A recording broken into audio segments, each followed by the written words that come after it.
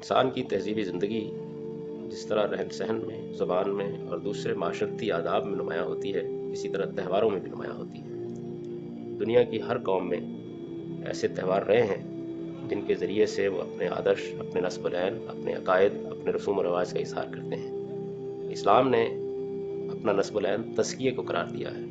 وہ یہ چاہتا ہے کہ انسانی زندگی کے ہر پہلو کو پاکیزہ بنایا جائے، یہی دین کا مقصود ہے۔ چنانچہ رسوم و رواج میں بھی اور تہواروں میں بھی اس نے اس بنیادی چیز کو ہمیشہ ملحوظ رکھا۔ رسول اللہ صلی اللہ علیہ وسلم کی بعثت ہوئی تو اس سے پہلے عرب میں بہت سے تہوار منائے جاتے تھے اور انہیں عید ہی کے نام سے موسوم کیا جاتا تھا۔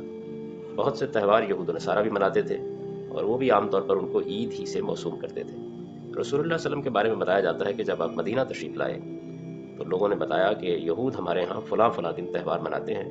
انصار نے بھی یہ بتایا کہ ہمارے ہاں 2 دن عید کے لیے خاص رکھے گئے ہیں۔